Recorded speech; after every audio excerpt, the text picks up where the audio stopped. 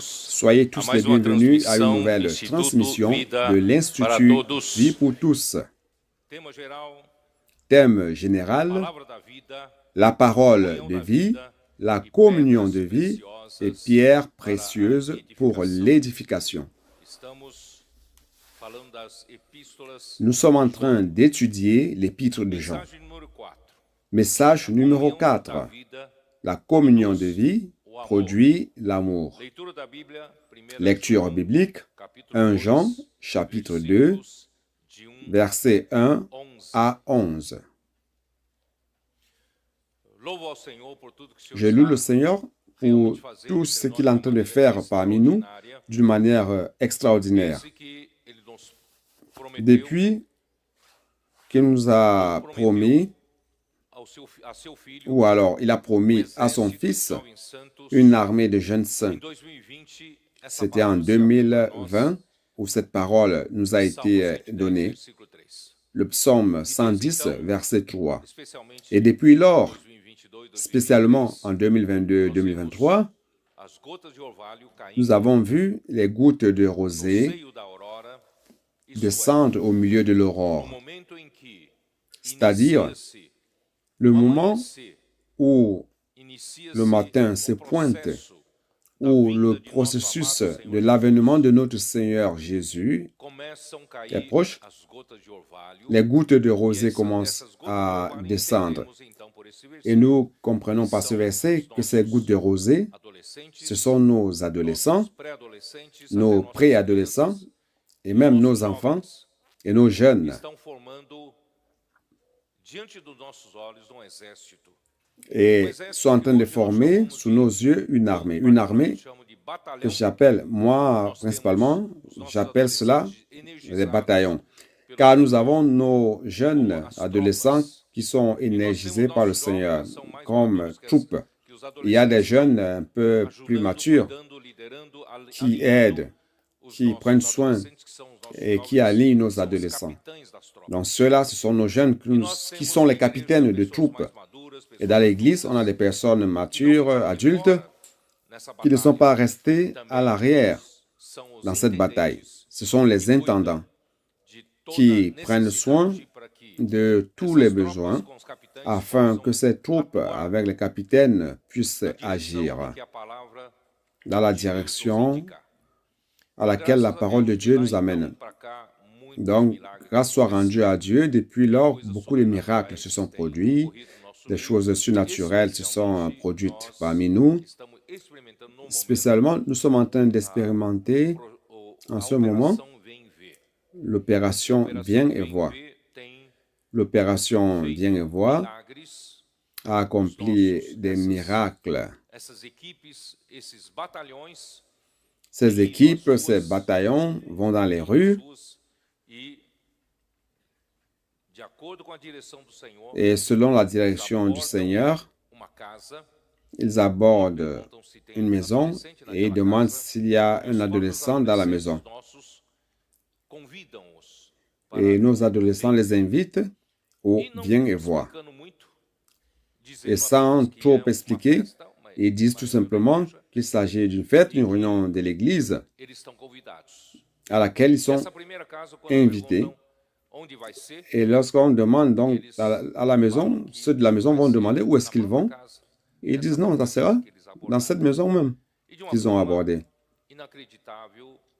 Et d'une manière incroyable, cette maison s'ouvre.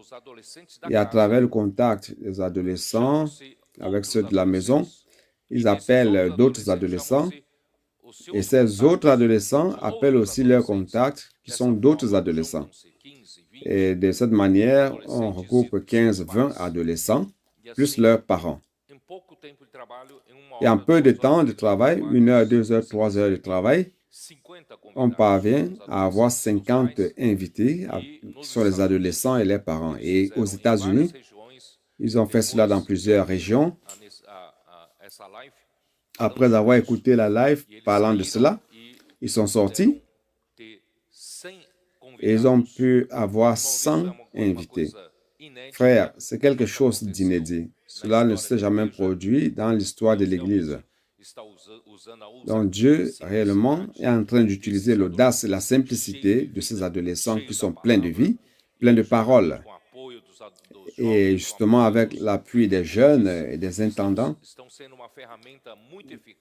ils deviennent des outils très efficaces entre les mains du Seigneur pour multiplier le nombre de personnes. Ces personnes qui vivront la vie d'Église. Et maintenant, nous demandons aux églises à prêter attention à cela. Les groupes familiaux dans chaque église doivent prendre soin de ces personnes. Nous, les plus âgés, nous ne pouvons pas rester les bras croisés. Nous devons recevoir ces nouvelles personnes. Prenons soin d'elles, téléphonons, introduisons-les dans les réseaux de soins, ainsi de suite. Principalement, les introduire dans un groupe familial afin qu'elles soient sous le soin. Car la multiplication peut commencer par les adolescents, mais la consolidation doit être faite par les adultes à travers les groupes familiaux. Donc, frères, l'église à Sao Paulo a décidé, ce mardi, il y aura une réunion par Zoom afin que tous les groupes familiaux soient revitalisés et aussi ceux qui voudraient être utiles au Seigneur en ouvrant un nouveau groupe familial. Frère, ça sera très utile entre les mains du Seigneur pour la multiplication, la consolidation de nouvelles personnes. Une fois que le nombre de personnes sera complété, alors l'évangile du royaume, par l'évangile du royaume, le Seigneur reviendra. Donc, frères, travaillons pour cela. Faisons partie de cette armée qui va ramener le Seigneur. Donc, réellement, on a beaucoup de témoignages. Je n'ai pas le temps ici, en ce moment-ci, de parler de tout cela. Donc, je voulais juste rappeler de ce que ça, c'est la voie, bien-aimés frères, qui nous suivez. C'est la voie pour la croissance de chaque Église.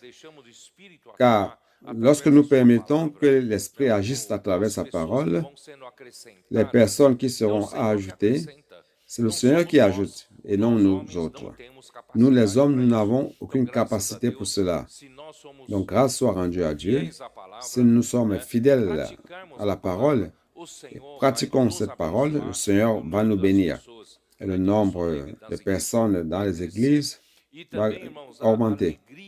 Et aussi, frère, la joie sera encore plus grande dans la vie de l'Église.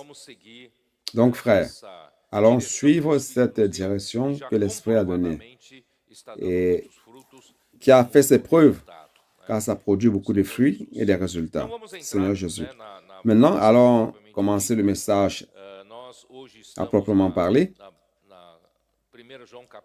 Nous sommes dans 1 Jean chapitre 2, versets 1 et 2. Je vais lire versets 1 et 2 qui ont été lus au début de la réunion. Mes petits enfants, je vous ai écrit ces choses afin que vous ne péchiez point. Et si quelqu'un a péché, nous avons un avocat auprès du Père, Jésus-Christ le juste. Il est lui-même une victime expiatoire pour nos péchés, non seulement pour les nôtres, mais aussi pour ceux du monde entier.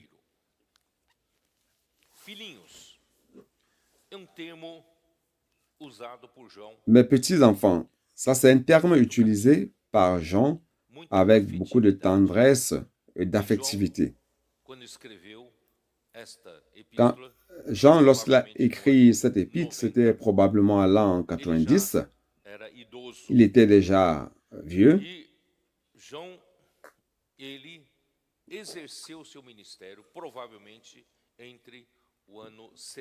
Et Jean a exercé son ministère probablement autour de l'an 70 à l'an 100 du 1er siècle. Vous savez que le départ de l'apôtre Paul s'est produit vers l'an 67.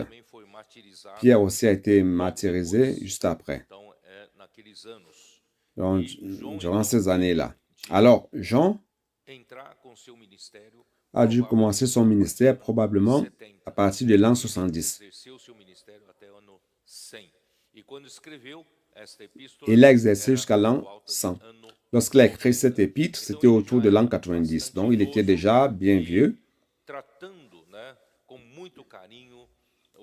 Et traitant avec beaucoup de tendresse les destinataires de la lettre qui étaient les frères de l'Église. Il dit, je vous écris ces choses. Il s'agit de quelles choses?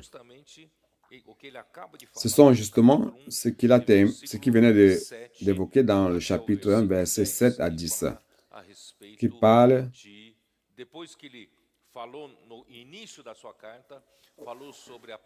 après avoir parlé au début de sa lettre de la parole de vie. Il a parlé de la vie éternelle, la vie de Dieu, la vie éternelle.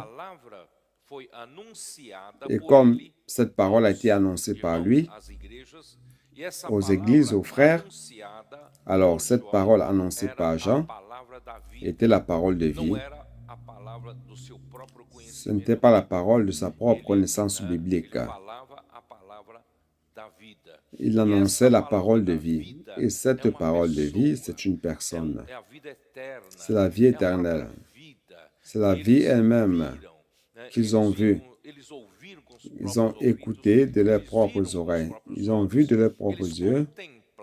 Ils ont contemplé et leurs mains ont palpé, ont touché. C'est-à-dire que cette parole que Dieu a envoyée jusqu'à nous, c'est une personne, c'est Christ. C'est quelque chose de concret. Il ne s'agit pas seulement d'un blablabla vide, mais il s'agit d'une personne vivante. Et cette personne a été touchée par Jean. Jean l'a vu, Jean l'a touché, lui et les autres apôtres. Donc, ce dont parle Jean, frère, c'est quelque chose de très concret. Et il ne parle pas d'une philosophie vide, mais d'une personne. Et cette parole promeut la circulation de vie parmi les membres du corps de Christ. Et juste après qu'il ait parlé de cela, il entre dans le sujet où il dit Dieu est lumière et en lui, il n'y a point de ténèbres. Et après, il traite le problème du péché. Donc, Jean veut montrer ceci. Il existe un danger de briser, d'interrompre la communion de vie, frère.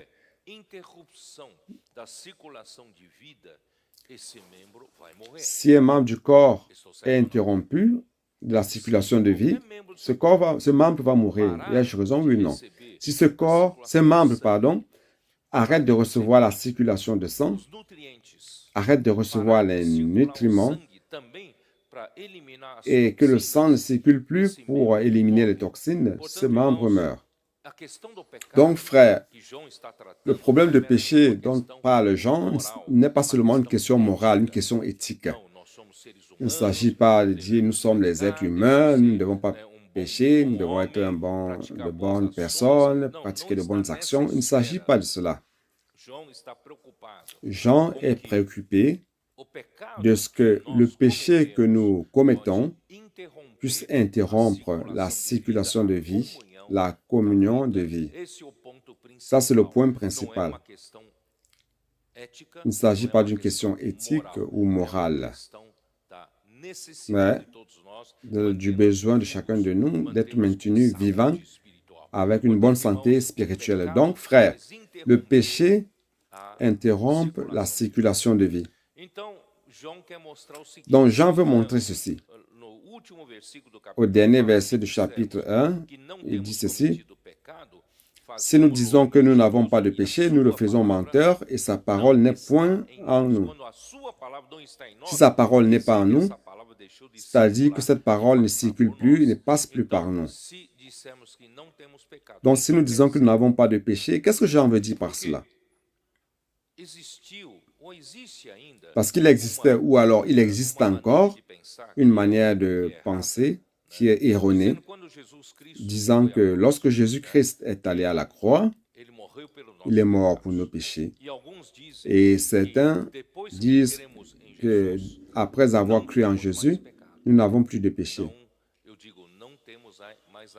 Je dis, nous n'avons plus la nature de péché. Cela est faux. C'est une hérésie de dire que le péché a été éradiqué en nous. nous encore, dans notre vieil homme, nous avons la nature pécheresse. Nous pouvons encore tomber dans le péché. Vous comprenez, frère? Donc, ne vous faites pas d'illusions. Le péché n'a pas été éradiqué de nous. Mais si nous nous maintenons dans la communion du corps, dans la circulation de vie, frère, il est plus difficile de pécher. Ai-je raison, oui ou non? Si je vis dans cette communion, et cette communion m'apporte la vie, et cette vie apporte Dieu lui-même en moi, et Dieu est lumière. Et c'est Dieu qui est lumière. S'il y a encore des vestiges de ténèbres, des vestiges de péché, alors à travers la circulation de vie, je reste en alerte. Et si je pêche, le verset antérieur, verset 9 dit ceci, « Si nous confessons nos péchés, il est fidèle et juste pour nous les pardonner et pour nous purifier de toute iniquité. » Frère, l'injustice, quelle est la différence entre injustice et péché? Frère, l'injustice, c'est le premier signe qui précède le péché. L'injustice peut traverser ma pensée. Peut-être j'ai eu des mauvaises pensées par rapport au frère qui servait moi. Je n'ai pas aimé sa manière de servir ou lui n'a pas aimé ma manière de servir et qui a déjà une mauvaise pensée dans ma tête, dans ma pensée. Ça, c'est déjà une injustice. Vous comprenez? Je n'ai pas verbalisé cela, je n'ai même pas transformé ça en acte, mais j'ai commencé à ne pas l'aimer. Frère, ça, c'est une injustice. Ou pire encore, suivant l'exemple de Lucifer, je sers avec les frères, tout va bien, je suis utile au Seigneur. Grâce soit rendue au Seigneur pour la circulation de vie, je suis utile et tout d'un coup, l'orgueil entre dans mon cœur, comme cela a été le cas de Lucifer, pensant que je suis bon, que je suis meilleur que les autres. Et de la même manière que cela traversait le cœur de Lucifer, les frères ne me reconnaissent pas. Je me dis, je devais être même devant, je pouvais conduire les choses, je pouvais être un des leaders.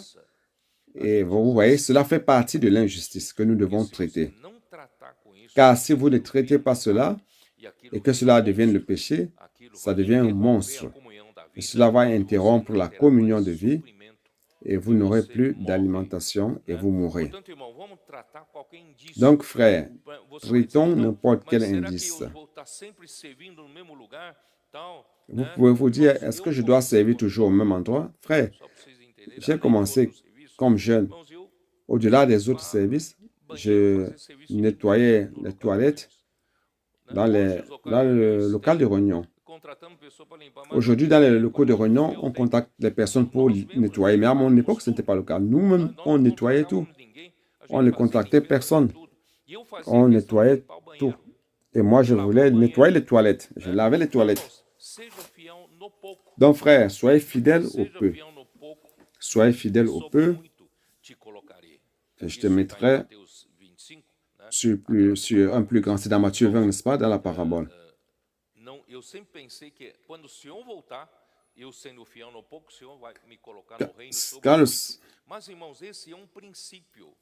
Donc, quand je me dis, peut-être que quand le Seigneur reviendra, si je suis fidèle un peu, il me mettra sur beaucoup. Frère, c'est un principe. Et dans l'Église, c'est la même chose. Si je suis fidèle en peu de choses, par sa fidélité, il va me donner plus de responsabilités. Dans l'Église même, pas besoin d'attendre le royaume à venir. Vous comprenez, frère? Donc, ne vous préoccupez pas des reconnaissances. Ne vous préoccupez pas à vouloir augmenter de niveau dans l'Église, en charge. À l'Église, on n'a pas de titre. Donc, ne vous préoccupez pas de cela. On est là pour la fonction. Dieu, il met chaque membre dans le corps comme cela lui plaît. Alors, si vous êtes fidèle à un peu de choses, soyez certain qu'il va vous donner plus de responsabilités. C'est comme cela que ça s'est passé avec chacun de nous ici. Je ne lave plus les toilettes aujourd'hui, n'est-ce pas? Le Seigneur m'a donné encore d'autres responsabilités. Donc, frère, n'ayez pas de l'ambition par rapport à la position. Donc, ne convoitez pas l'espace que Dieu ne vous a pas donné. Apprenons à être fidèles sur peu de choses. Et avec ce peu de choses, le Seigneur peut beaucoup nous utiliser. Car nous sommes ici comme membres du corps du Christ pour servir. Notre règle, c'est servir, servir et servir. Le bœuf qui représente le serviteur, le bœuf qui sert dans le champ, n'a jamais exigé de son propriétaire l'augmentation de salaire ou les vacances prolongées. Jamais. Il n'a jamais exigé. Il sait seulement travailler, servir son Seigneur. C'est pour cela que notre Seigneur Jésus sur terre est un serviteur et nous suivons son exemple. Nous sommes ici uniquement pour servir. Nous ne sommes pas ici préoccupés par les récompenses ici ou des éloges. Mais il s'agit de servir le Seigneur. C'est pour cela, frère, grâce au Seigneur, mais s'il y a un indice d'injustice qui apparaît, car l'injustice et le péché peuvent interrompre la communion de vie. La pire des choses qui puissent se produire contre une branche de vigne, c'est que la sève l'alimente plus cette branche. Donc, si un membre n'a plus la circulation sanguine, ce membre va entrer dans un processus de gangrène et ça va nécroser, ça va mourir. Donc, frère, vous pouvez vous dire, je ne suis pas négatif, je suis juste passif dans mon camp. Je ne participe à rien, je suis tranquille, je ne suis pas négatif, je parle le mal de personne. Mais le fait de ne pas être dans la circulation de vie, vous êtes en danger. Donc, frère, allons retourner rapidement à la circulation de vie. Recevoir la parole de vie, recevoir la vie divine. Frère, entrer dans la communion de vie et ne pas permettre qu'un péché puisse interrompre la communion de vie. Ça, c'est la préoccupation de Jean lorsqu'il a écrit cela. Il ne s'agit pas seulement de faire de vous un homme moral, éthique, un homme qui est bon. Non, ce n'est pas ça la préoccupation. La préoccupation principale, c'est de vous maintenir dans la communion de vie. Mais seulement maintenant, le chapitre 2 commence. Il dit, si quelqu'un a péché, nous ne sommes pas immunisés du péché. La nature pécheresse est encore en nous. Donc, si nous sommes vaincus par le péché du mal sporadique, nous avons offensé un frère ou alors autre chose, qu'est-ce qui se passe? Nous avons un avocat qui est auprès du Père, Jésus-Christ, le juste.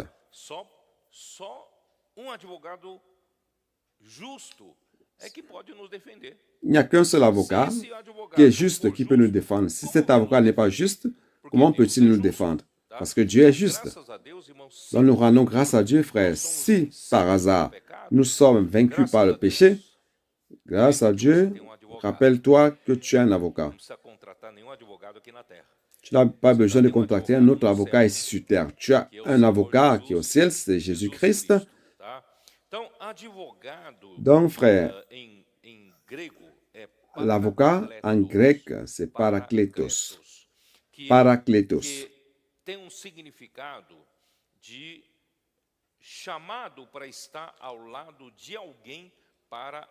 Ça, le sens, c'est appeler quelqu'un à ses côtés pour l'aider dans le domaine juridique devant le juge. C'est ça le mot grec, le parakletos. Donc, je répète, c'est quelqu'un qui a été appelé pour être aux côtés de quelqu'un afin de l'aider. Tu as péché, tu as commis une erreur. Comment faire pour ne pas interrompre la communion de vie? Appelle l'avocat. Enfin, Dieu a déjà contracté un avocat pour toi. Cet avocat va t'aider et il va donc t'apporter tout le soutien légal devant le juge. tout le soutien juridique. Notre Dieu est un juge. Il est le juste juge pour pouvoir juger toutes choses. Donc, tu as quelqu'un qui peut t'aider. Et le mot consolateur, consoler, ça a le sens de conseiller, d'intercesseur. Allons-y. En fait, on a déjà vu cela. L'évangile de Jean, chapitre 14.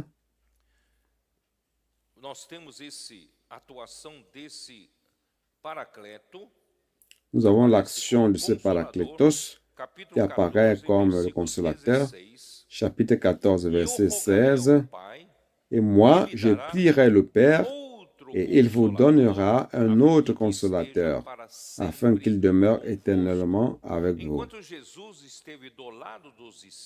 Donc, pendant que Jésus était aux côtés des disciples, il était le consolateur des disciples. En d'autres termes, il était l'avocat auprès du Père. Les disciples, dans leur ignorance, commettaient des erreurs.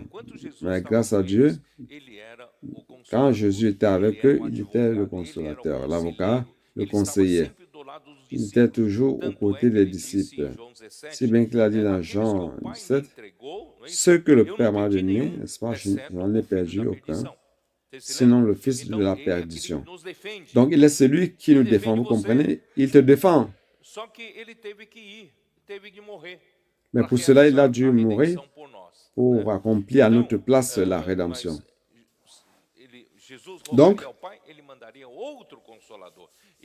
Jésus prierait le Père qui enverra un autre consolateur. Et cet autre consolateur est venu jusqu'à nous comme esprit de vérité et comme paraclétos. Toujours chapitre 14, verset 26. Mais le consolateur, l'Esprit Saint, que le Père enverra en mon nom, vous enseignera toutes choses et vous rappellera tout ce que je vous ai dit.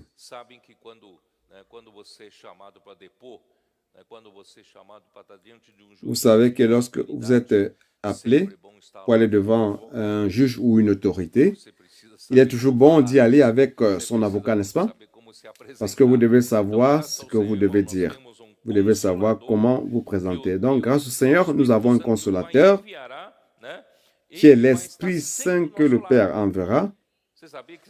Il sera toujours à nos côtés. Saviez-vous que vous aviez un avocat à vos côtés qui est toujours là, qui lutte pour vous, qui vous défend? Sinon, vous seriez perdu. Grâce au Seigneur, nous avons cet autre consolateur. Chapitre 15, verset 26.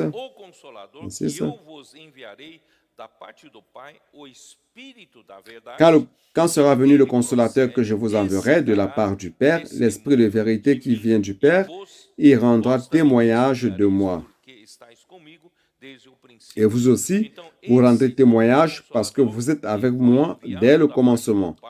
Donc, cet autre consolateur qui est envoyé de la part du Père, c'est l'Esprit de vérité qui vient du Père et c'est lui qui rendra témoignage de Jésus-Christ à nous autres. Donc, grâce à ce Seigneur, dans le chapitre 16, Jean 16, 7, on a aussi ce paraclétos. Cependant, je vous dis la vérité, il vous est avantageux que je m'en aille, car si je ne m'en vais pas, le consolateur ne viendra pas vers vous. Mais si je m'en vais, je vous l'enverrai. Donc, frère, il était important que le Seigneur Jésus aille.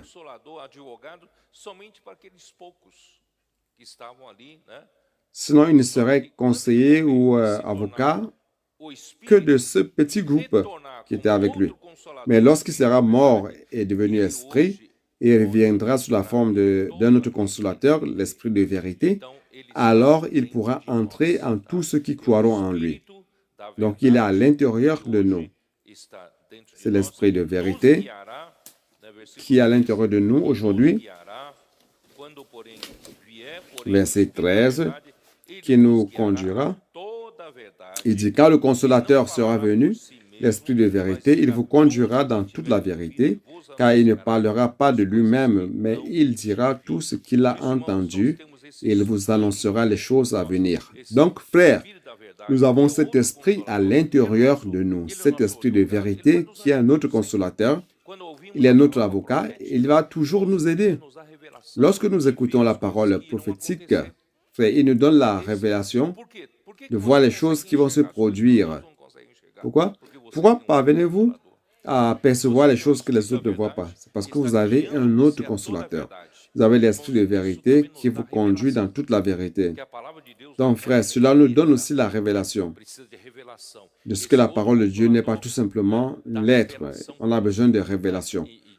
Cet autre consolateur vous donne la révélation et vous conduit dans toute la vérité. Donc, frère, d'un côté, dans Marc 16, nous voyons ce que... Je vais juste prendre Marc 16 pour ne pas prendre d'autres versets. Verset 19 de Marc 16, il dit ceci. Le Seigneur, après les avoir parlé, fut enlevé au ciel et il s'assit à la droite de Dieu. Donc, d'un côté, notre Seigneur Jésus est au ciel. Il est assis à la droite de Dieu. Et dans une position la plus élevée de l'univers. Et les autres autorités sont sous son autorité. Il n'y a personne qui ait plus grande autorité que la sienne. Donc, frère, le chef de l'Église est là au ciel. Mais il ne nous a pas laissés seuls. C'est cela qu'il dit dans Jean 14, « Je ne vous laisserai pas orphelins ». Nous ne sommes pas ici comme des orphelins. Le Seigneur Jésus est au ciel, mais en même temps, il est ici comme esprit de vérité, comme paraclétos, comme avocat. Il est à vos côtés maintenant. C'est pour cela, cela peut être prouvé dans le verset suivant, dans Marc 16, 20. Et ils s'en allèrent où? Pour prêcher l'évangile. Alléluia. Nous suivons cet exemple. Nous sortons pour prêcher l'évangile. Car c'est l'ordre, c'est ça l'ordre du Seigneur. Allez-y sur toute la terre. Toute autorité m'a été donnée au ciel et sur la terre. Le Seigneur Jésus l'a dit en Matthieu 28. Allez partout sur toute la terre, faites de toutes les nations les disciples. Donc nous obéissons, nous allons dans les rues pour prêcher l'évangile. Qu'il pleuve ou qu'il neige, qu'il y ait des difficultés ou pas. Nous sommes ici pour accomplir la volonté du Seigneur. Ils s'en allèrent prêcher partout. Ne choisissez pas les endroits, prêchez en tout lieu. Le Seigneur travaillait avec eux. Wow. Mais le Seigneur n'est-il pas au ciel? Lorsque nous obéissons à la parole de Dieu, quand nous sortons pratiquer la parole et prêchant l'évangile, le Seigneur qui est là au ciel vient ici sur terre.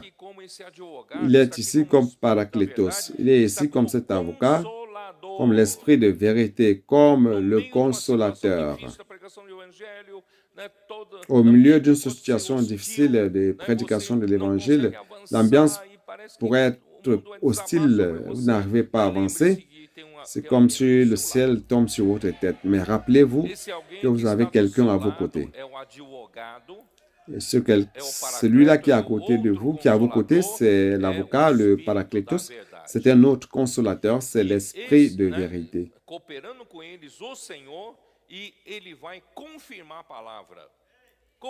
Le Seigneur travaillait avec eux et confirmait la parole. Alors, comment il confirme la parole? Nous écoutons la parole, nous faisons l'immersion, nous pratiquons, frère. Le Seigneur lui-même confirme la parole par les miracles qui l'accompagnent. Cela nous accompagne, frère. Depuis combien de temps, le 19e siècle de l'histoire de l'Église, c'est comme si les miracles du 1er siècle, à l'époque des apôtres, avaient disparu de l'Église. Je ne me réfère pas aux choses de Pentecôte, du pentecôtisme, mais je parle plutôt des signes de l'avancement de l'Évangile. Ce que l'Esprit avait fait durant les premiers siècles, ça a disparu. Où sont les signes? Où sont les prodiges? Frère, grâce au Seigneur, c'est revenu. C'est revenu. Pourquoi? Parce que nous sommes en train de pratiquer la parole. La parole elle-même fait l'œuvre de Dieu. Le Seigneur confirme la parole avec des signes qui accompagnent. Et ça nous suit. Très bien. Donc le Seigneur est révélé comme avocat, comme celui qui défend notre cause et qui est auprès du Père. D'un côté, il est avec vous, et de l'autre côté, nous devons avoir un avocat qui est auprès du juge, n'est-ce pas? Car s'il te condamne, tu es perdu. Donc notre Seigneur Jésus est l'avocat qui est auprès du Père et défendant notre cause.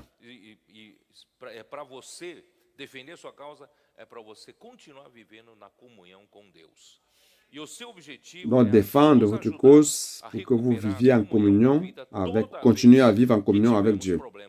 L'objectif, c'est de récupérer la communion de vie toutes les fois que nous avons des problèmes. Si nous péchons, nous aurons des problèmes, car la communion sera interrompue. Mais il nous aide immédiatement en cela, à récupérer la communion. Donc, juste après, il est le seul homme juste, Romains 5, 18. Seigneur Jésus. Romains 5, 18 qui dit ceci. Ainsi donc, comme par une seule offense, la condamnation a atteint tous les hommes,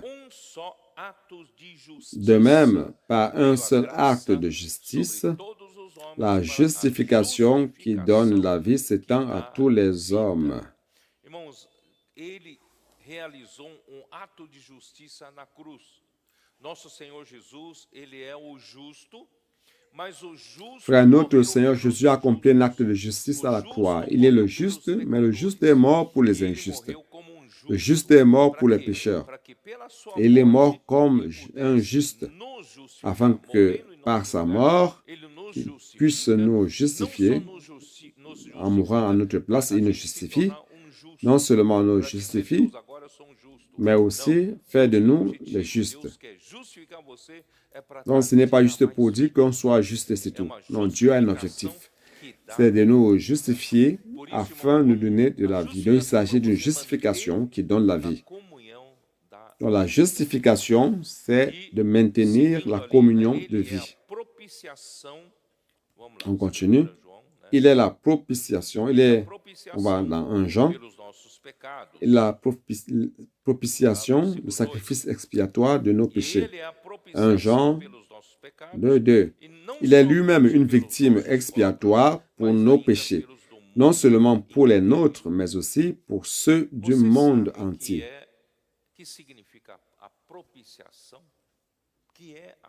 Vous savez ce que signifie la propitiation ou la victime expiatoire?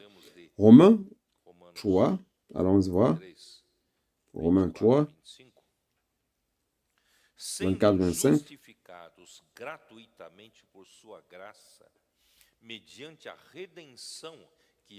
Et ils sont gratuitement justifiés par sa grâce, par le moyen de la rédemption qui est dans Jésus-Christ. C'est lui que Dieu a destiné par son sang à être pour ceux qui croiraient, victimes propitiatoires, afin de montrer sa justice, parce qu'il avait laissé impunis les péchés commis auparavant. Frère, pour vous, il est très facile, car au chapitre 1, verset 9 dit, si nous confessons, si vous péchez par hasard et que vous confessiez vos péchés, Dieu est juste pour pardonner nos péchés et nous purifier de toute iniquité. De ma part et de ta part, c'est facile, n'est-ce pas? C'est simple. Il suffit d'avoir un cœur véritable de confession, de reconnaître ses erreurs, son péché. Et le Seigneur juste et fidèle, il va te pardonner. Il va te purifier. De notre côté, c'est facile, c'est très facile. Mais du côté de Dieu, ce n'était pas si facile. Le saviez-vous? Ce n'était pas facile. Du côté de Dieu pour te pardonner.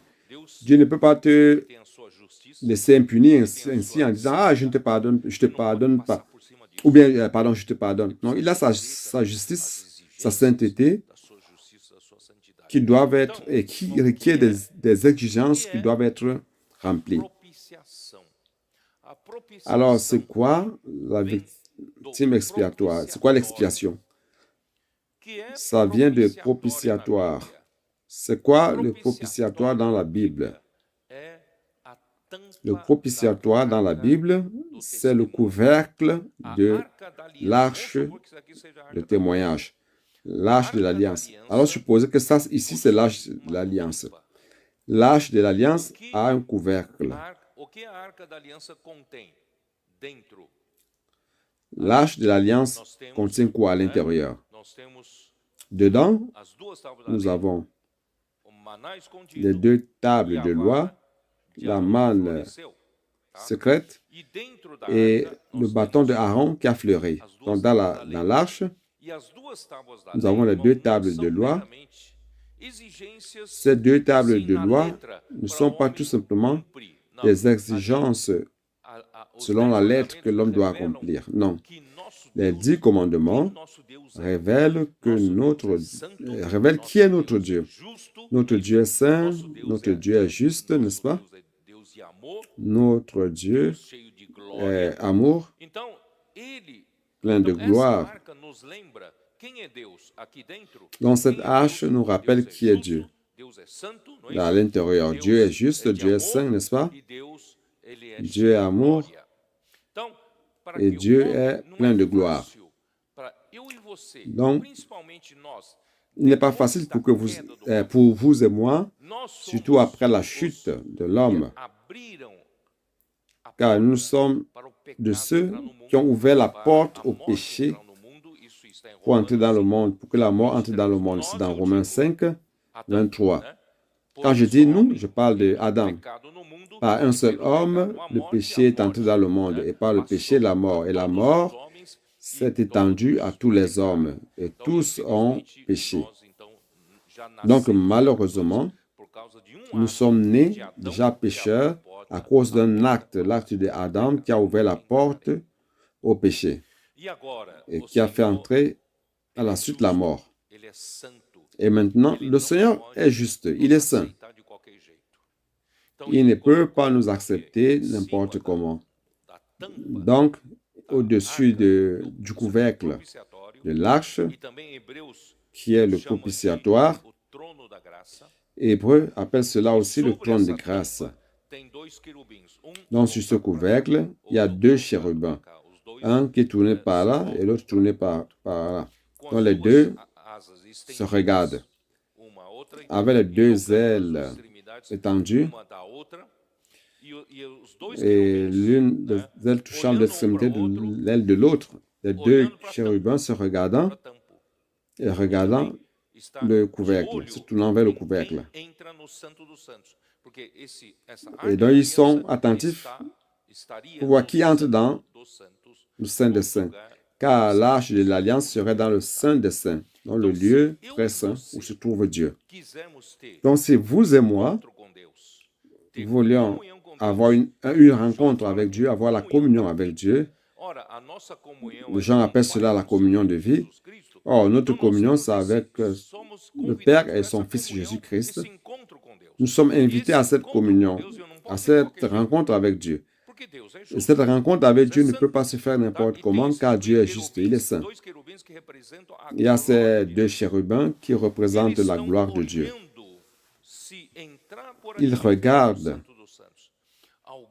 si quelqu'un entre par le voile du Saint des Saints et qui ne répond pas aux exigences de la gloire, la sainteté, la justice de Dieu, cette personne est fulminée, vous le savez, foudroyée, le saviez-vous? Donc, si vous entrez n'importe comment, vous mourrez à l'instant. Vous êtes foudroyé.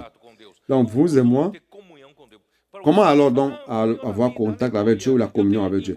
Pour vous, c'est facile de dire, la communion de vie, alléluia, j'ai la rencontre avec Dieu, je parle avec Dieu. Mes frères, pour que cela se produise, ça n'a pas été facile.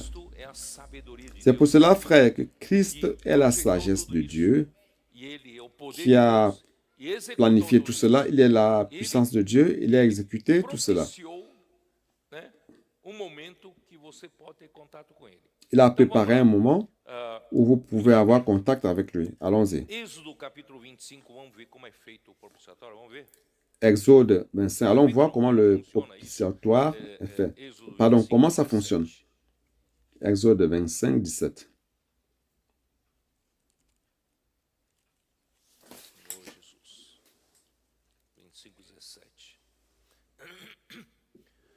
Farás também propiciatório de ouro puro de 2 Tu feras un propitiatoire d'or será pur. seu comprimento e a largura de Sa longueur sera de 2 coudées et demi et sa largeur d'une coudée et demie. Tu feras 2 chérubins d'or. nas Tu les feras d'or battu duas extremidades do aux propiciatório. 2 extrémités Querubim du na extremidade de propitiatoire. uma parte e outro na extremidade Fais un da outra. chérubin à l'une des extrémités Uma só et un peça do chérubin propiciatório à farás l'autre os extrémité. querubins nas suas Vous ferez les duas chérubins extremidades sortant dele. du Os propitiatoire querubins estenderão à ces 2 as asas extrémités. por cima, Les chérubins cobrindo étendront les ailes com elas par-dessus, o propiciatório. couvrant de leurs ailes le Estarão propitiatoire. eles Le em faces propitiatoire. voltadas uma para a outra, Et se faisant olhando face para l'un o à l'autre, les propiciatório. chérubins Tá? auront la Porás face o tournée vers le propiciatório em cima propitiatoire. da arca e dentro Tu dela mettras le porás o propitiatoire testemunho que eu te darei. sur l'arche Ali et tu mettras dans l'arche virei le de cima témoignage que je te do donnerai. propiciatório C'est là que no je me meio rencontrerai dos avec querubins toi que du estão haut sobre du a arca do propitiatoire, testemunho,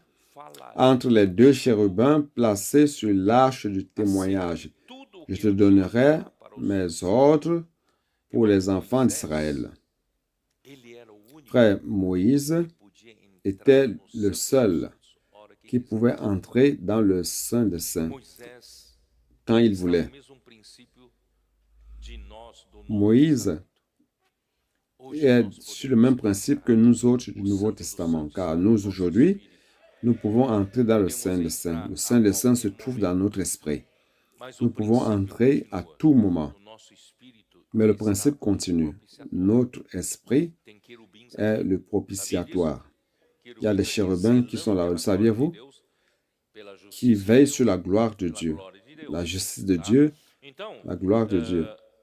arca do testemunho, em cima da arca do Dans testemunho, l'arche do de meio dos témoignage, querubins, é lugar de au-dessus, encontro do au homem milieu e du Deus. chérubin, c'est Então, quando l'endroit nós de falamos rencontre da entre comunhão l'homme et da Dieu. vida, Donc, nós lorsque estamos nous parlons falando, de la communion de vie, tendo nous sommes en train de com Deus, né? parler de la diante rencontre avec Dieu do propiciatório, no meio dos querubins. devant le propitiatoire au milieu Você nunca des pensou nisso, chérubins. né? Vous n'avez Aleluia, jamais nós pensé à estamos tendo cela, n'est-ce comunhão pas? com o Senhor, Alléluia. maravilhoso, tá? Mas Nous sommes en train d'avoir la communion avec le exigência Seigneur merveilleux, do n'est-ce pas? propiciatório, tá? On dit cela, mais il y a une exigence, c'est le propitiatoire. Ah, Oh Seigneur Jésus. Né, a arca no Santo dos Santos é o lugar de encontro de Deus com os homens. Nela Dans le Saint des estava, Saints, c'est le lieu de além dos 10 rencontre de Dieu avec mandamentos, les com seus hommes. requisitos de Et là se justiça trouvait, dans e l'âge se trouvait santidade, la loi des 10 os commandements quais avec ses expunha exigences de e justice, de condenava os sainteté, pecados de do gloire, povo. O sangue do sacrifício et qui condamnait le era péché aspergido du peuple. Le sang du sobre a sacrifice tampa était da arca do aspergé propiciatório sur le couvercle no de dia l'arche, da qui est le expiação. Vocês propitiatoire, sabiam que uma le vez jour por de ano l'expiation. Deus Saviez-vous ordenou ao povo qu'une fois Israel par an, e esse Dieu ordonnait dia, au peuple único dia do ano, d'Israël é o dia que da ce jour, le seul expiação. jour de l'an, c'est le jour de Expiação pelos l'expiation. pecados do Cette expiation pour sumo le péché, sacerdote que iria entrar lá le souverain uma vez por ano sacrificateur, só. O sumo sacerdote podia entrar qui no devait Santo dos Santos e entrer ele une fois faria par expiação an pelos seulement, seus próprios et il pecados. devait faire Ele donc também faria l'expiation expiação pelos pour ses pecados propres do péchés povo. d'abord et pour le É só péché dia. du Então, no peuple, dia da un seul jour, expiação, né, au e jour de l'expiation. o sangue aspergido sobre a tampa atendia Et le às sang exigências de aspergé justiça sur e santidade couvercle pelo olhar répondait aux atento exigences de dos justice et de dois sainteté querubins que representam a sous le glória regard des de Deus. deux Dessa chérubins qui forma, représentent la a gloire de Dieu. situação Donc, de dos cette manière, pecadores era la situation des totalmente pécheurs coberta était pela totalement tampa, abrindo o fermée, caminho para a couverte comunhão par com le Deus. couvercle, ouvrant le chemin de la communion avec Dieu. Donc, vous et moi, Hoje parece nous uma pouvons coisa avoir la communion mas, avec Dieu. Aujourd'hui, cela paraît si facile. Mais frère, tout ce Então, processus no dia a da dû être expiação, accompli. Levítico 16. Donc, au Dá uma jour olhada. de l'expiation, Lévitique Levítico 16, 16. jetez-y un coup d'œil. Versículo 11. Lévitique 16, verset 11. Arão Aaron chegar offrira no novilho da sua oferta pelo pecado. un taureau Então, expiatoire. para expiação do pecado Donc, do pour sumo l'expiation du péché du souverain sacerdote, sacrificateur, ele precisava trazer novilho il devait para apporter o sacrifício. un taureau Então, pour le Arão fará sacrifice. chegar Donc Aaron offrira son taureau expiatoire. Il fera l'expiation pour lui et pour sa maison. Il égorgera son taureau expiatoire. Il prendra un brasier plein de charbon ardent, ôté de dessus l'autel devant l'Éternel, et de 2 poignées de parfum odoriférant. En poudre, il portera ces choses au-delà du voile. Vous comprenez? Donc Aaron doit sacrifier un taureau comme remplaçant de sa mort et de celle de sa famille. Donc ce taureau allait mourir à sa place et à la place de sa famille. Il devait donc prendre ce sang et l'introduire dans le Saint des Saints. Mais pour cela, il devait prendre 2 poignées de parfum odoriférant en poudre. D'où vient ce parfum odoriférant? C'est dans Exode 30, n'est-ce pas? On a parlé de cela, Exode 30. Il y a la formule de l'encens aromatique. Il doit prendre cet encens aromatique ou ce parfum odoriférant qui devait bien écraser et prendre donc 2 poignées pour entrer dans le Saint des Saints. Ça va servir à quoi? Je vais vous expliquer. Donc les 2 poignées de parfum odoriférant, le sang et un encenseur. Donc l'encenseur doit prendre la braise de l'autel de l'Holocauste. On prend la braise, le feu de l'autel de l'Holocauste, on met dans l'encenseur. Vous voyez tant de choses que le souverain sacrificateur doit se rappeler pour avoir la rencontre avec Dieu. Donc l'encenseur, avec la braise de la table de l'Holocauste, 2 poignées de parfum odoriférant et le sang du taureau. Et il devait entrer et ouvrir le voile. Mais une fois qu'il ouvre le voile du Saint des Saints, les chérubins allaient le voir. Et les chérubins allaient le foudroyer, car il n'a pas eu le temps d'asperger le sang sur le couvercle du propitiatoire. Alors, comment cela se passe-t-il? Allons-y. Il mettra le parfum sur le feu, verset 13, devant l'Éternel, afin que la nuée du parfum couvre le propitiatoire qui est sur le témoignage, et il ne mourra point. Donc le souverain sacrificateur, s'il ouvre le voile, il va mourir. Alors qu'est-ce qu'il devait faire? Il devait prendre 2 poignées de parfum odoriférant en ce moment-là de l'encens. Il jette dans l'encenseur, ça allait produire de la fumée. La fumée dans le propitiatoire allait couvrir les chérubins. Et les chérubins n'allaient pas voir le pécheur qui est le souverain sacrificateur entrer. Il aura donc le temps d'asperger le sang sur le propitiatoire. N'est-ce pas merveilleux? Tout cela, c'est dans la sagesse de Dieu. Christ est la sagesse de Dieu. Alors, verset 14, il prendra le sang du taureau et il fera l'aspersion avec son doigt sur le devant du propitiatoire vers l'Orient. Il fera avec son doigt 7 fois l'aspersion du sang devant le propitiatoire. Voyez donc, pour que le souverain sacrificateur entre, tant de choses qu'il doit se préparer pour pouvoir entrer dans le propitiatoire. Mais aujourd'hui, nous entrons avec tant de facilité dans le Saint des Saints, grâce à tout ce que le Seigneur a fait pour nous. Et en plus, il doit faire l'expiation pour le péché du peuple. Donc, verset 15, il égorgera le bouc expiatoire pour le peuple. Et il emportera le sang au-delà du voile. Il fera avec ce sang ce qu'il a fait avec le sang du taureau. Il en fera aspersion sur le propitiatoire et devant le propitiatoire. Donc, il devait faire l'expiation pour son péché et de sa famille.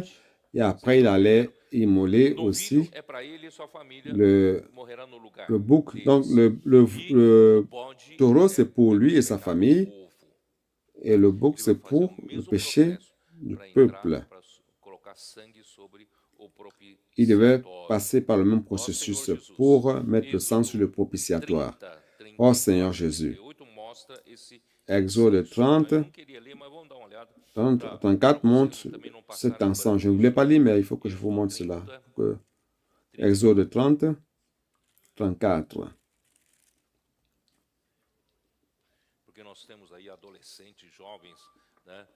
Quand nous avons les adolescents, les jeunes qui sont là, qui aiment pénétrer plus, avoir plus de bases sur la Bible. Donc allons-y. Chapitre 30, verset 34. L'Éternel dit à Moïse, prends des aromates, du stacté, de l'ongle odorant, du galbanon et de l'encens pur en partie égale. Tu en feras avec cela un parfum composé selon l'art du parfumeur. Il sera salé, pur et saint. Tu les réduiras en poudre et tu les mettras devant le témoignage dans la tente d'assignation où je me rencontrerai avec toi. Ce sera pour vous une chose très sainte. Frère, ce lieu, c'est le lieu de rencontre entre Dieu et Moïse. Ici, il parle de Moïse. Moïse pouvait entrer dans le Saint des Saints. Vous ne ferez point pour vous de parfum semblable, dans les mêmes proportions. Vous le regarderez comme saint et réservé pour l'Éternel. Personne ne peut faire cela pour lui à la maison. Ça, c'est seulement pour le Seigneur. Quiconque en fera de semblable pour le sentir sera retranché de son peuple. Donc cet encens,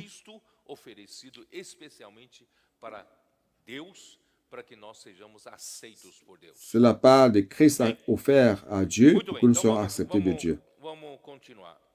Amen. Allons continuer. Donc Hébreux 2, 17. Oh Seigneur Jésus.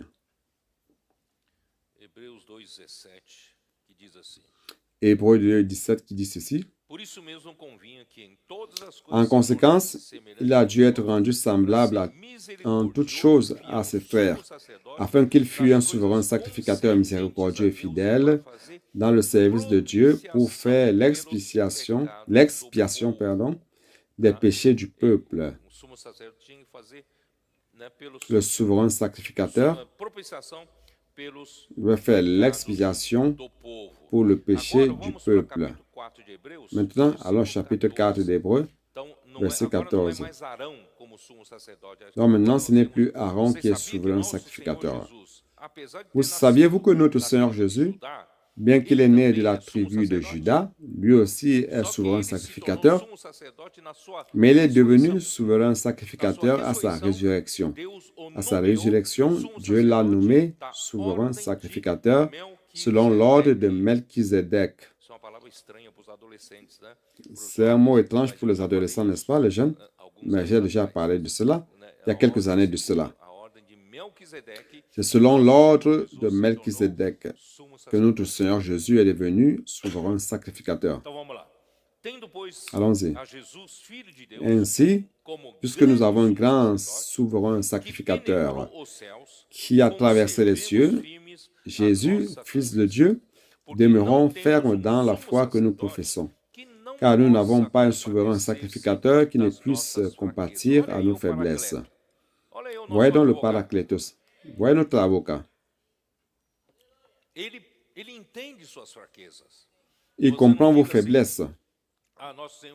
N'est-ce pas, tu dis? Notre Seigneur Jésus est si saint, si élevé, si supérieur qu'il ne comprend pas mes faiblesses. Il comprend, bien sûr qu'il comprend. Il est devenu un homme. Bien qu'il n'ait pas péché, il connaît la faiblesse de l'homme. Il comprend tes faiblesses. Donc nous n'avons pas un souverain sacrificateur qui ne puisse compatir à nos faiblesses. Au contraire, il a été tenté comme nous en toutes choses, sans commettre de péché. Approchons-nous donc avec assurance du trône de la grâce. Où se trouve ce trône de la grâce? Ce trône de la grâce, c'est le propitiatoire. Donc maintenant, frère, entrons avec confiance, avec assurance dans le peur du propitiatoire, sans peur de mourir, car notre avocat a tout préparé pour nous. Donc approchons-nous avec assurance du trône de la grâce afin d'obtenir miséricorde et de trouver grâce pour être secourus dans nos besoins.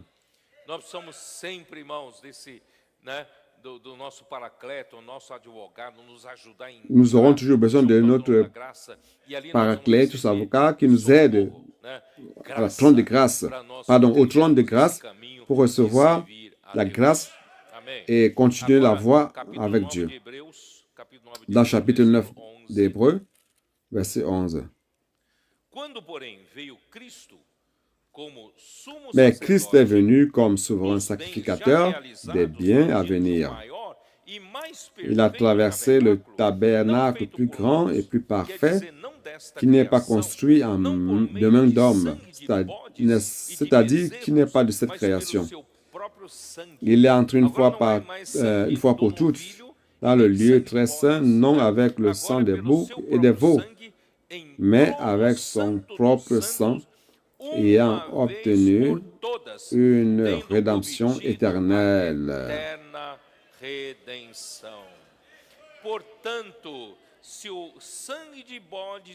Car si le sang des taureaux et des boucs et la cendre d'une vache répandue sur ceux qui sont souillés sanctifie et procure la pureté de la chair, combien plus le sang de Christ, qui par un esprit éternel s'est offert lui-même sans tâche à Dieu, purifiera-t-il votre conscience des œuvres mortes, afin que vous serviez le Dieu vivant.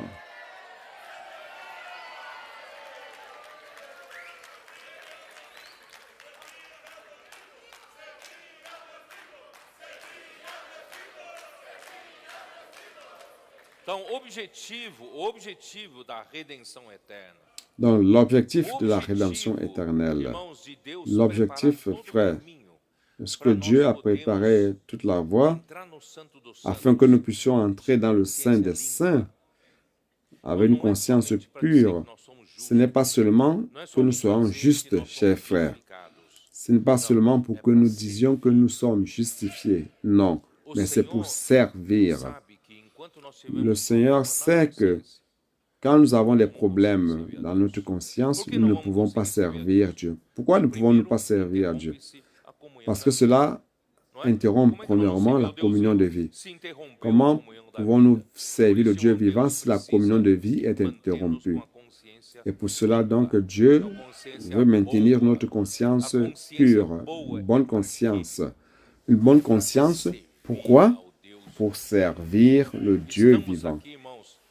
Frères, nous sommes ici avec un objectif positif, actif. Il ne s'agit pas seulement de dire « J'ai été justifié par le sang de Christ, alléluia, je suis juste ». Non, si vous avez été justifié, c'est pour recevoir la vie. Et vous allez recevoir la vie et l'alimentation en vie pour servir. Ce n'est pas seulement pour rester à l'arrêt. Beaucoup peuvent dire « Ah, je n'ai rien fait de mauvais, je suis un bon chrétien ». Ce n'est pas cela. Dieu veut que vous serviez. Donc, nous remercions le Seigneur pour cela. Hébreux 9, verset 3 à 5.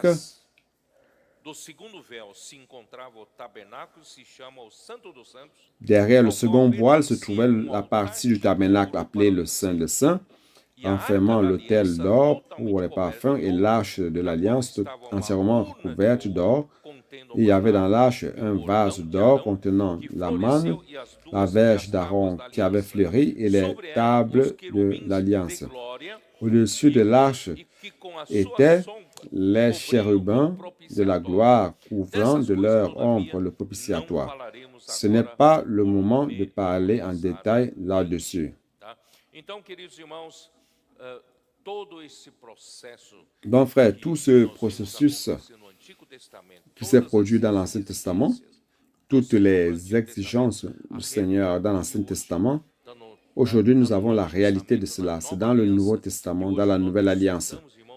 Aujourd'hui, frère, nous jouissons de tout ce que notre avocat fait pour nous. Il a préparé tout le terrain. C'est pour cela qu'il est la propitiation pour le péché du monde. Donc, je dois avancer un peu plus. Je ne dois pas trop traîner. 1 Jean 2. Allons au verset 3 à 6. Si nous gardons ses commandements, par là nous savons que nous l'avons connu. Donc, vous pouvez vous dire, je connais le Seigneur, je connais Dieu. Vous ne connaissez Dieu que lorsque vous gardez ses commandements, lorsque vous pratiquez la parole. Il ne s'agit pas seulement d'être un grand connaisseur de la parole biblique de Genèse à Apocalypse, mais si vous ne gardez pas les commandements, si vous ne gardez pas la parole du Seigneur, si vous ne pratiquez pas la parole du Seigneur, le Seigneur vous dira, en fait, je ne t'ai jamais connu. Tu me connais juste par la doctrine, mais tu ne me connais pas. Donc, il n'y a que ceux qui pratiquent la parole qui connaissent le Seigneur. Celui qui dit, je l'ai connu et qui ne garde pas ses commandements est menteur. Et la vérité n'est point en lui. Mais celui qui garde sa parole, l'amour de Dieu est véritablement parfait en lui. Par là, nous savons que nous sommes en lui.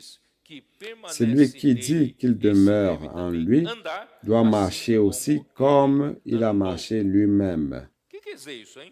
Qu'est-ce que cela veut dire, tout ceci? Frère, cela veut dire quoi?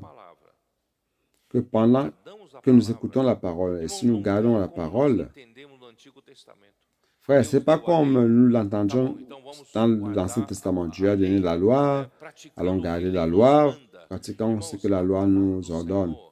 Frère, la parole du Seigneur nous donne la capacité de garder la parole. Nous avons toujours cette idée erronée des chrétiens, cette idée erronée de ce que la parole de Dieu est ici, pour que nous pratiquions la parole. Mais les gens pratiquent comme on pratique la loi. On peut faire ceci, on ne peut pas faire cela. Frère, nous n'avons aucune capacité. Si le peuple d'Israël, il n'y a personne qui a été trouvé capable d'accomplir la loi. Et c'est nous, dans le Nouveau Testament, que nous allons accomplir les paroles du Seigneur, Jésus. C'est impossible. Donc, la voie que le Seigneur nous a donnée, c'est la voie de la communion de vie. Nous n'avons la capacité que lorsque cette parole nous donne la capacité.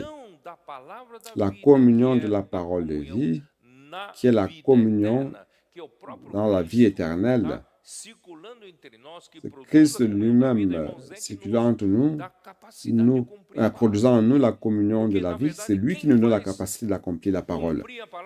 En fait, c'est lui qui fait accomplir la parole, ce n'est pas nous.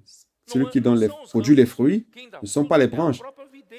Ce qui produit les fruits, c'est la vigne elle-même. N'est-ce pas? Jésus n'a pas dit cela? Allons-y dans Jean 15. Jean 15.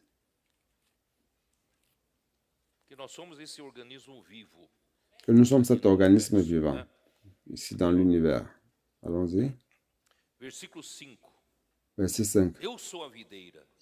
Je suis le cep, vous êtes les sarments.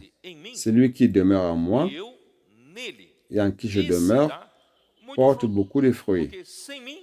Car sans moi, vous ne pouvez rien faire. Frère, les branches seules ne peuvent rien faire.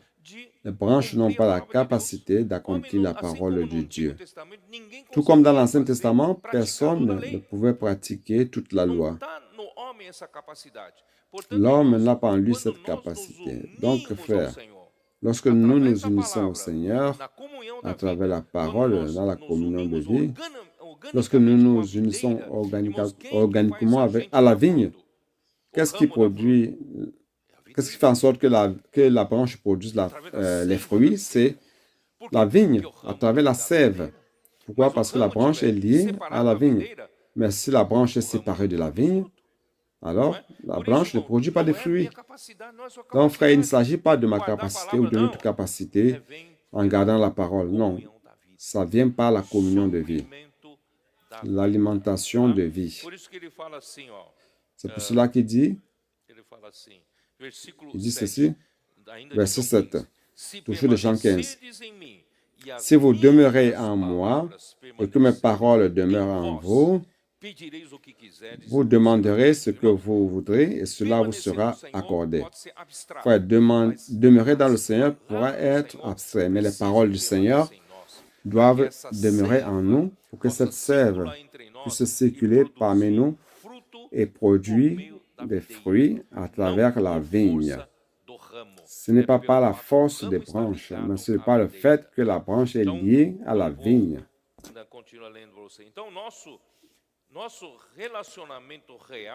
Dans notre relation réelle,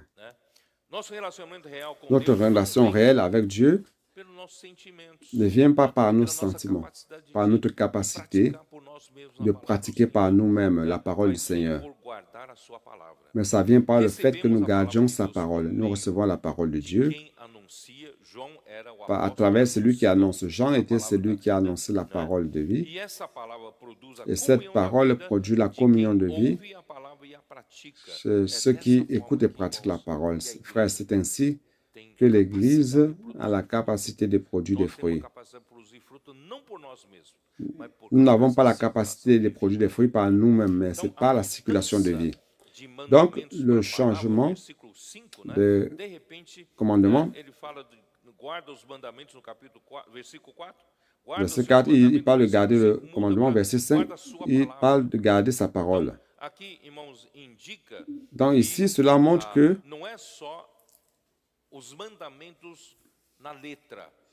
cela montre qu'il ne s'agit pas seulement des commandements dans la lettre, mais la révélation de la parole.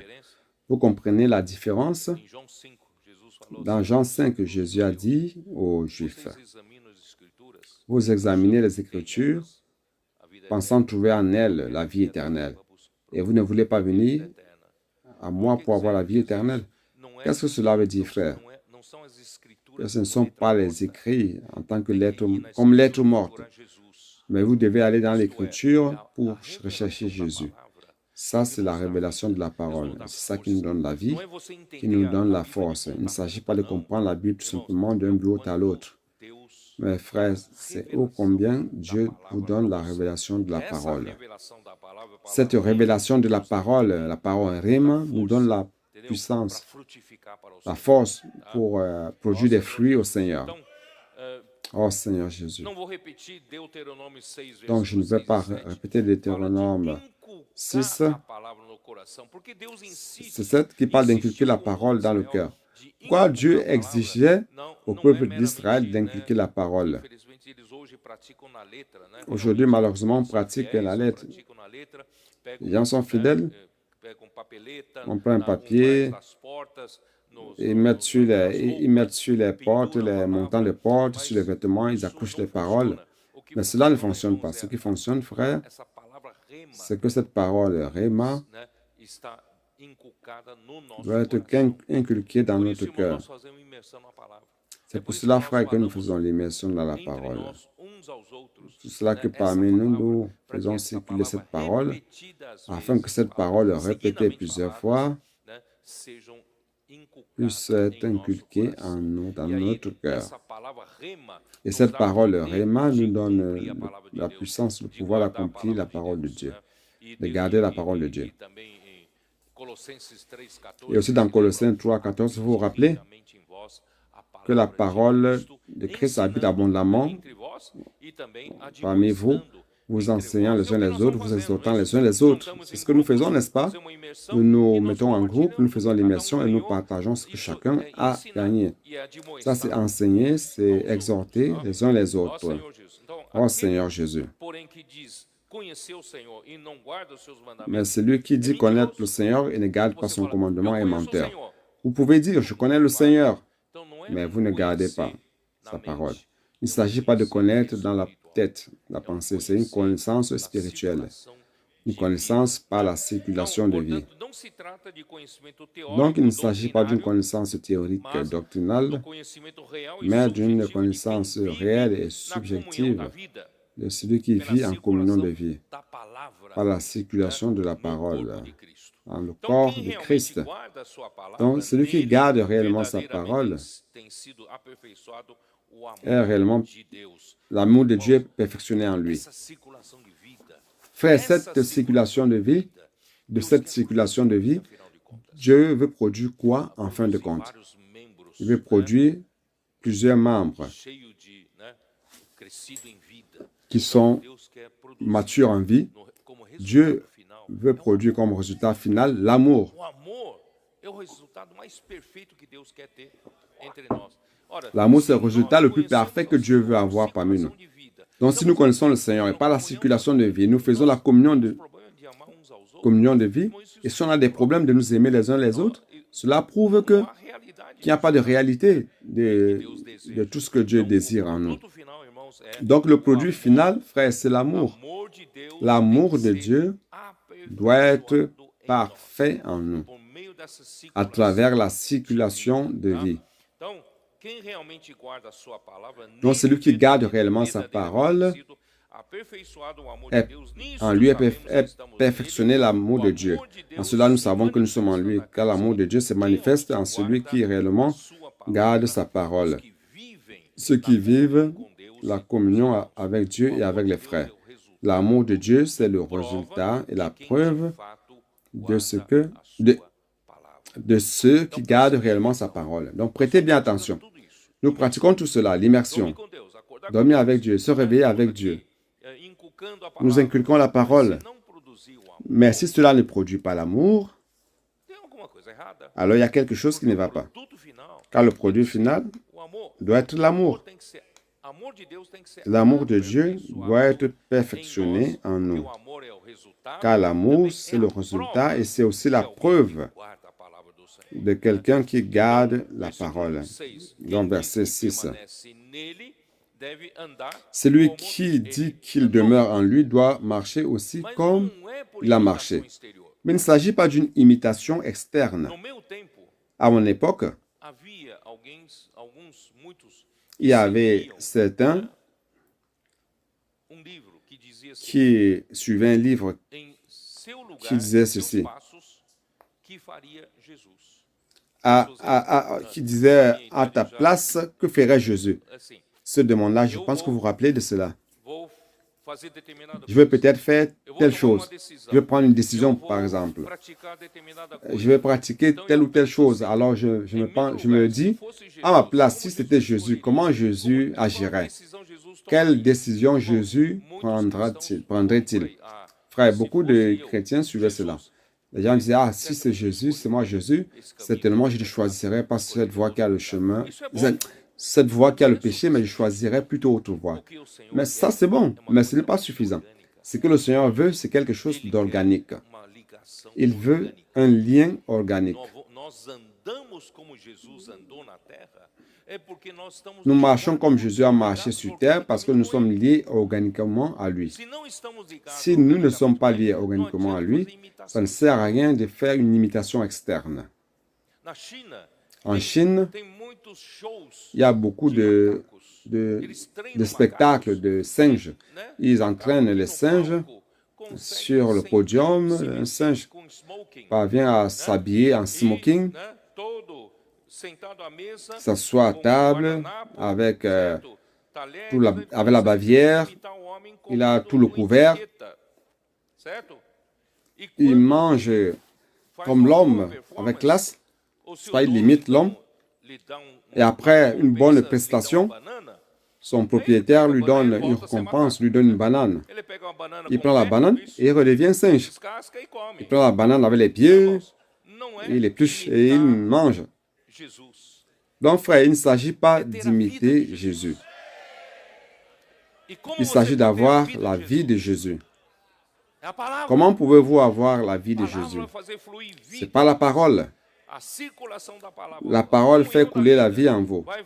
La circulation de la parole, la communion de vie va vous faire marcher comme Jésus a marché, n'est-ce pas? Donc, frère, nous sommes une extension de Christ. J'ai déjà parlé de cela. Ésaïe 53, 10. Ésaïe 53, verset 10. Ao Senhor agradou moê-lo, fazendo enfermar. Il a plu à l'Éternel de briser, il a plu à l'Éternel de le briser par la souffrance. Après avoir livré sa vie en sacrifice pour le péché, il verra une postérité et prolongera ses jours. Comment Christ, après sa mort, va-t-il voir sa postérité et prolonger ses jours s'il est déjà mort? Frère, cette postérité et le prolongement de ses jours, c'est l'Église. Donc celui qui voit l'Église, qui regarde l'Église, doit voir Christ amplifié. Il doit voir Christ. Donc nous marchons sur terre comme Christ marchait sur terre. L'Église est l'expansion de Christ. Si nous regardons l'évangile de Jean, nous voyons notre Seigneur Jésus. Allons-y, Jean chapitre 6. Ça, c'est notre Seigneur Jésus. Dieu veut que nous marchions comme lui. Jean 6, 38 à 40. Car je suis descendu du ciel pour faire non ma volonté, mais la volonté de celui qui m'a envoyé. Or, la volonté de celui qui m'a envoyé, c'est que je ne perde rien de tout ce qu'il m'a donné, mais que je le ressuscite au dernier jour. La volonté de mon Père, c'est que quiconque voit le Fils et croit en lui ait la vie éternelle, et je le ressusciterai au dernier jour. Chapitre 5, on retourne un peu, 5, 19. Jésus reprit donc la parole, il a dit en vérité, je vous le dis, le Fils ne peut rien faire de lui-même. Il ne fait que ce qu'il voit faire au Père. Et tout ce que le Père fait, le Fils aussi le fait pareillement. Chapitre 14, verset 10. Jésus le dit. Ne crois-tu pas que je suis dans le Père et que le Père est en moi? Les paroles que je vous dis, je ne les dis pas de moi-même. Et le Père qui demeure en moi, c'est lui qui fait les œuvres. Pourquoi je dis tout cela? Si l'Église veut suivre ses pas, veut marcher comme il marche, frère, nous aussi, comme l'Église, quand je parle de l'Église, je parle de vous et moi. Frère, nous devons être si déterminés à faire la volonté de Dieu comme Jésus était. Ne pas chercher à être riche ici sur terre. Ne pas rechercher nos propres intérêts. Mais être ici pour faire la volonté de Dieu. Jésus était déterminé en faisant cela.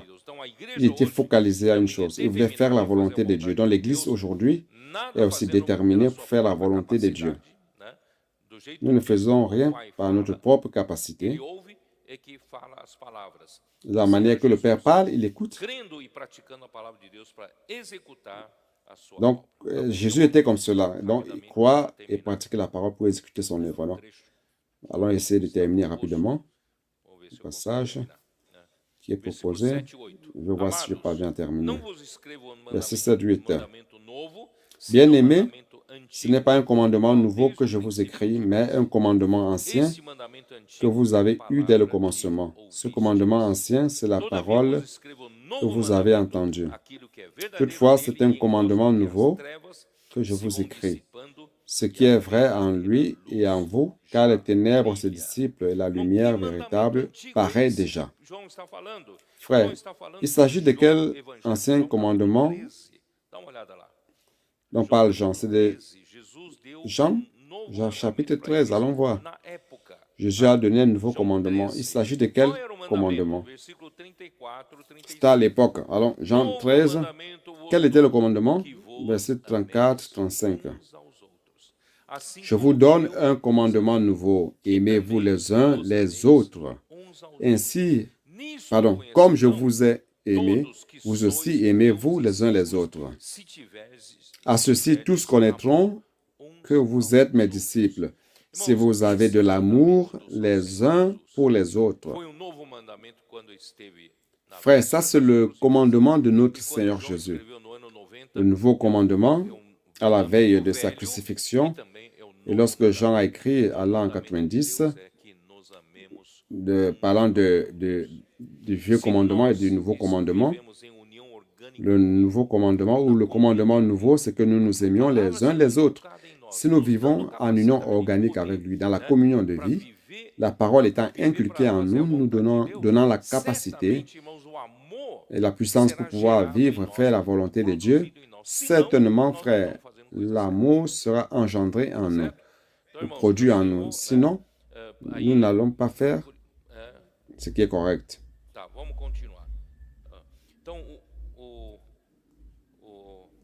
Allons continuer.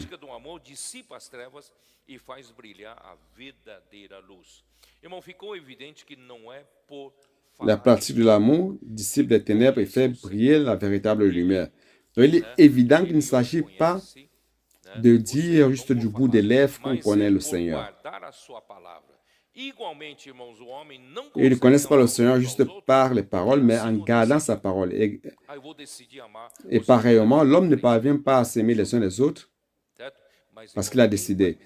J'ai décidé d'aimer les frères maintenant. Ça ne marchera pas. Frère, celui qui va me donner la capacité d'aimer, c'est la circulation de vie. C'est cette parole. Frère, ça va me donner la puissance, le pouvoir, l'amour de Dieu. Je serai alimenté de l'amour de Dieu pour pouvoir aimer les uns les autres. Donc tout cela commence par la parole de vie que l'apôtre annonce dans l'Église. Nous recevons par la foi et nous la mettons en pratique. Cette parole apporte la vie, l'amour de Dieu. Cette parole produit la communion avec Dieu et avec les frères. À travers la circulation de vie, par la parole, à travers les membres du corps. De cette manière, ça produit l'amour fraternel entre les frères. Allons terminer la lecture. 1 Jean 2, verset 9. Celui qui dit qu'il est dans la lumière et qu'il est son frère est encore dans les ténèbres. Celui qui aime son frère demeure dans la lumière et aucune occasion de chute n'est en lui. Mais celui qui est son frère est dans les ténèbres.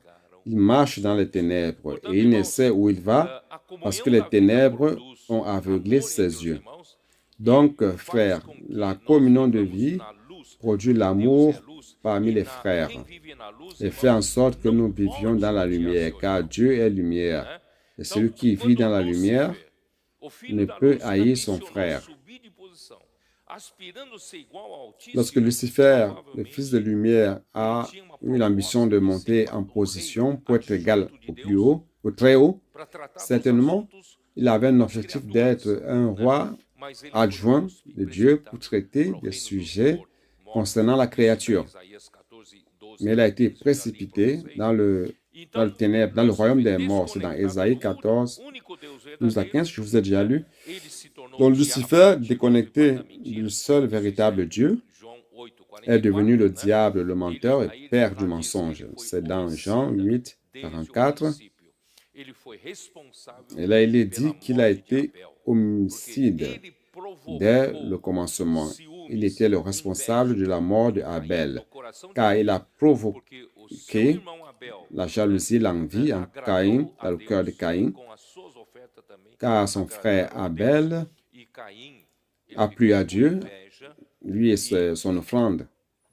Et Caïn était jaloux, envieux, et de l'envie surgit la haine. Si vous laissez croître la haine, ça vous entraîne à l'homicide. Donc, frère, lorsque l'envie surgit dans votre cœur, vous devez traiter cela. Lorsque la haine apparaît, c'est déjà pire, mais nous devons encore traiter notre cœur afin de ne pas tuer notre frère. Il ne s'agit pas de tuer physiquement, mais vous pouvez tuer à travers votre haine. Donc, frère, faisons attention afin de demeurer dans le flux de l'écoulement de vie. Le psaume chapitre 2, je n'aurai pas le temps de lire maintenant. Mais frère, cela montre ô combien le diable Lucifer, qui était Lucifer, voulait être le numéro 2 de l'univers. Mais il s'est rendu compte que Dieu ne voulait pas de lui comme numéro 2 et a choisi son fils Jésus-Christ afin d'être celui qui va hériter toutes les nations. Il a choisi et établi son Fils comme roi sur le mont Saint. Et pour cela qu'il a eu, il était jaloux de l'élu de Dieu. Il a provoqué la colère des nations contre son oint, ses disciples. Mais peu importe, Dieu a établi notre Seigneur Jésus-Christ comme roi sur les nations. C'est pour cela que nous prêchons l'évangile du royaume, afin de l'établir comme roi. Donc, déconnecté de Dieu qui est lumière, Satan a établi son royaume dans l'empire des ténèbres. C'est dans Colossiens 1,13. Il gouverne le monde des ténèbres avec ses princes et ses autorités qui sont les dominateurs de ce monde ténébreux, qui sont les forces spirituelles du mal. C'est dans Éphésiens 6, verset 12. Déconnecté de Dieu qui est amour, il est la source de la haine. C'est pour cela, frère, que toute haine vient de lui. C'est pour cela que celui qui aime son frère ne peut être dans la lumière, car il est dans les ténèbres. Et celui qui aime son frère demeure dans la lumière, et en lui, il n'y a point d'objet de chute. Jésus avait dit dans Jean 11, allons offrir le dernier verset, Jean chapitre 11, verset 9-10, comme il est dit. Jésus répondit, n'y a-t-il pas 12 heures au jour? Si quelqu'un marche pendant le jour, il ne bronche point, parce qu'il voit la lumière de ce monde. Mais si quelqu'un marche pendant la nuit, il bronche parce que la lumière n'est pas en lui. Jésus dit, je suis la lumière de ce monde. Celui qui vit dans la communion de vie vit en Christ, qui est la lumière du monde et lumière de vie. Donc, frère, celui qui vit dans la lumière ne tombe point. Celui qui vit dans les ténèbres tombe, parce qu'il ne voit pas le bout de son nez. Parce que marcher dans les ténèbres, vous pouvez trébucher sur n'importe quoi. N'est-ce pas?